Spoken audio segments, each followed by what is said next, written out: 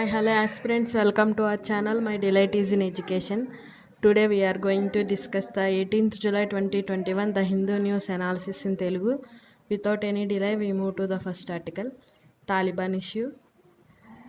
ఇదేంటంటే మనకి రీసెంట్గా ఆఫ్ఘనిస్తాన్లో యూఎస్ఏ తన యొక్క ట్రూప్స్ని అనేది విత్డ్రా చేసుకుంటుంది సెప్టెంబర్ 11th కల్లా 28th anniversary of twin tower attack.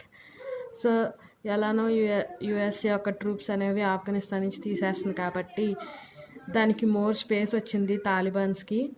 ఇంకా అటాక్స్ అయితే చేయటం సింగిల్ వైప్ అటాక్స్ అనమాట. 2 sides చేస్తే వార్ అవుతుంది, అది దాని అంతటా అది బ్యాటిల్స్ చేసుకుంటా వెళ్ళిపోతుంది, మొత్తం ఆక్యుపై చేస్తుంది తాలిబాన్. ఆఫ్ఘనిస్తాన్లో ఉన్న ఏరియాస్ అన్నిటిని ఆక్యుపై చేసుకుంటూ వెళ్తుంది. సో దానికి సంబంధించి ఆఫ్ఘనిస్తాన్ ప్రెసిడెంట్ కొన్ని వ్యాఖ్యలు అయితే చేశారు. Intra-Afghanistan dialogue as per agreement which was signed and agreed by Taliban and USA దాన్ని రివైవ్ చేయాలి ఫార్వర్డ్కి. మరి అగ్రిమెంట్ అయితే చేశారు కాబట్టి దానికి సంబంధించినట్టు ఉండాలి, అంతేగాని advance winnowing the battle not war అన్నట్టు ఉండకూడదు. అండ్ అవుట్ సైడ్ ఇన్ఫ్లుయెన్స్ అనేది కూడా మైనర్ లిమిటెడ్ వేలో ఉంది. లైక్ యుఎస్ఏ, రష్యా వాటి యొక్క ఇంపాక్ట్ కూడా ఈ ఆఫ్ఘనిస్తాన్లో ఉన్న తాలిబాన్స్ ఇష్యూలో ఉంది అని చెప్పి ఆఫ్ఘనిస్తాన్ ప్రెసిడెంట్ అయితే చెప్పడం జరిగింది. మోర్ ఓవర్ అవుటర్ ఇన్ఫ్లుయెన్స్ అనేది లిటిల్ బిట్ ఇంపాక్ట్ ఉందని చెప్పడం అయితే జరిగింది. And inter Afghanistan dialogue like agreement which was agreed by Taliban and USA should be followed అని చెప్పడం జరిగింది. This was regarding this article. Now we're moving to the next article, supreme court to protect rights of people. ఇదేంటంటే రీసెంట్గా supreme court chief justice of India చెప్పడం అయితే జరిగింది. Majoritarian tendencies అనేవి ఉన్నాయి. Supreme court should protect the rights of the citizens like Liberty, sexism, casteism ఇలాంటివి ఉన్నప్పుడు only ఆ స్టేట్ యొక్క ఇన్ఫ్లుయెన్స్ సరిపోదు, మీడియేటరీ ఇన్వాల్వ్మెంట్ కూడా ఉండాలి సుప్రీంకోర్టు యొక్క involvement, because it will protects the right of the people అని ఆర్టికల్లో రాయటం అయితే జరిగింది.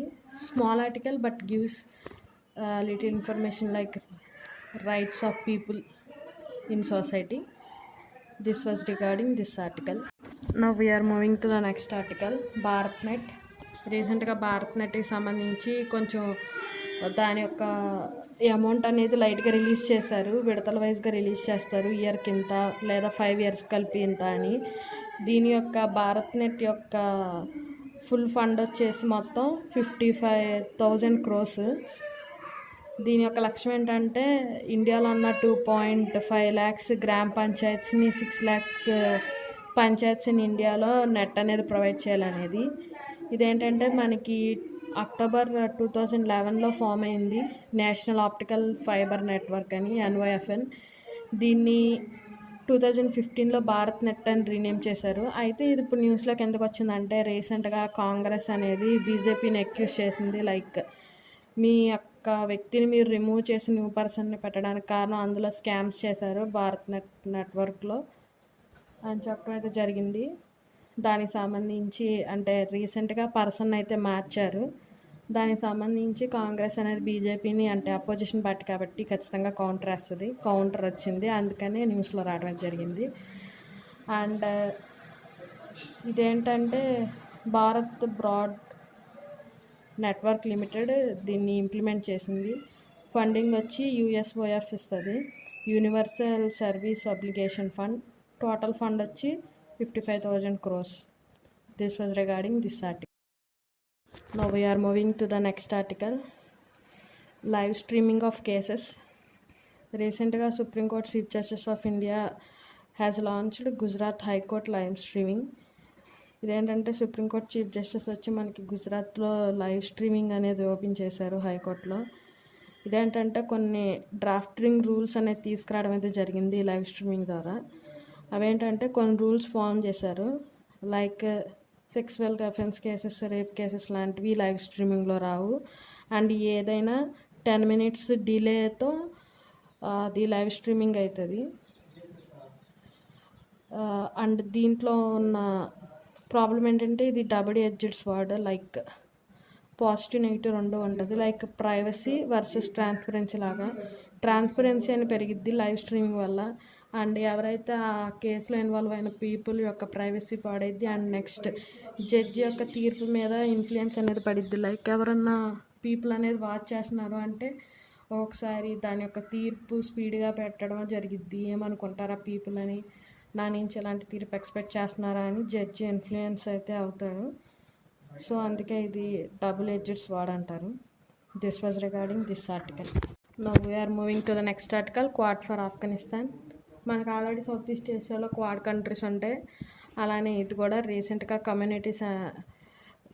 కనెక్టివిటీస్ దానికి సంబంధించి ఈ 4 countries like USA, Afghanistan, Pakistan, Uzbekistan కలిసి క్వాడ్ అయినాయి.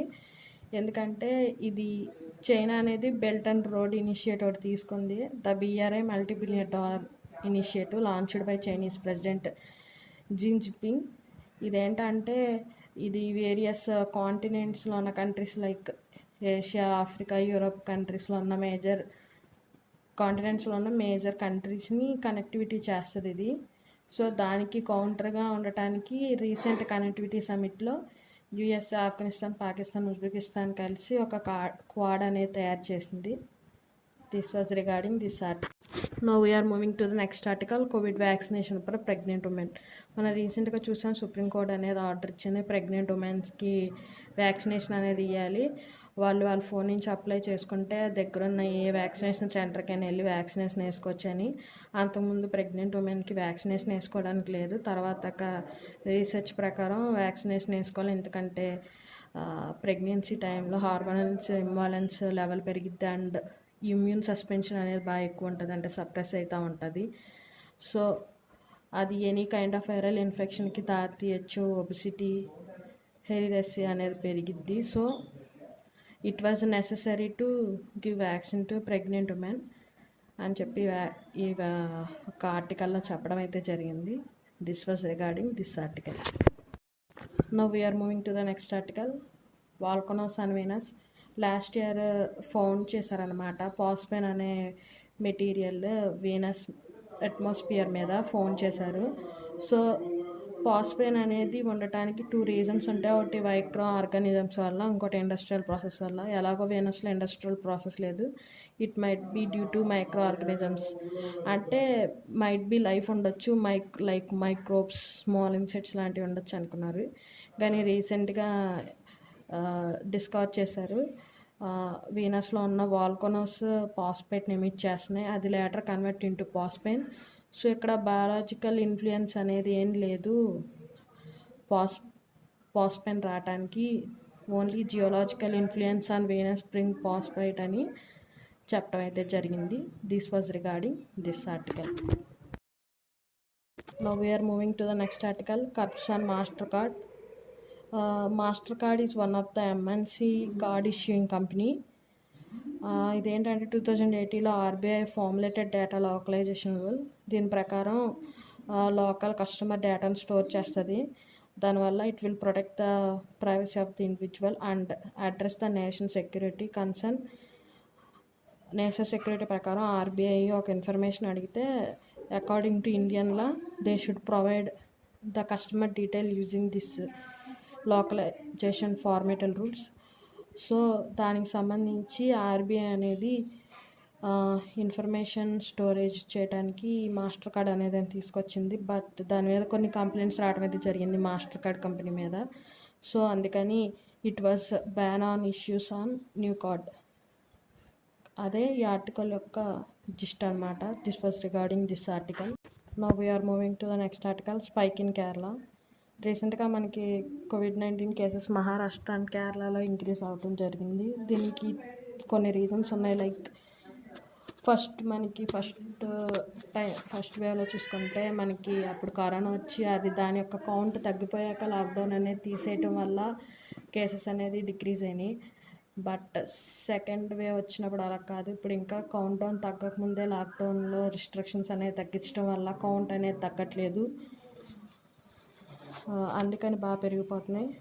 మనం సర్వే ప్రకారం చూసుకుంటే ఇండియాలో ఉన్న కేసెస్లో 21% కేసెస్ అనేవి కేరళలో ఉన్నాయి. సో దీనికి తగిన టెస్టెస్ కొన్ని మెజర్స్ తీసుకోవాలి తగ్గటానికి. ఆల్రెడీ జీనోమిక్ సర్వేలెన్సెస్ అనేది బాగా ఎక్కువ జరుగుతుంది, మంచి విషయమే. తర్వాత మాస్ వ్యాక్సినేషన్ అనేది కూడా జరిగితే కొన్ని కేసెస్ అనేవి మనం తగ్గించవచ్చు, అంటే స్ప్రెడ్డింగ్ తగ్గిద్ది. ఇమ్యూనిటీ పెరిగి యాంటీబాడీస్ పెరగడం వల్ల కేసెస్ అనేవి తగ్గుతాయి. Next testing and treatment. Test చేసి వాళ్ళలో ఏ వైరస్ ఉందో చూసి దాని ప్రకారం ట్రీట్మెంట్ ఇస్తే, అంటే ఎలాంటి వేరియంట్స్ ఉన్నాయి, ఏ మ్యూటేషన్ ఉన్న వేరియంట్ వచ్చిందో చూస్తే దాన్ని బట్టి ట్రీట్మెంట్ ఇవ్వచ్చు. సో దానికే జీనోమిక్ సర్వేలెన్స్ అనేది ఎక్కువ వాడుతున్నారు. Few steps like mass vaccination, testing and treatment ఇలాంటివి ఎక్కువ చేస్తే ఆ స్పైక్ ఇన్ కేరళ తగ్గించవచ్చు. అంటే increasing Covid cases should be decrease. This was regarding this article. నా సమాచారం కనుక మీకు నచ్చినట్టయితే లైక్, షేర్ అండ్ సబ్స్క్రైబ్ చేయండి.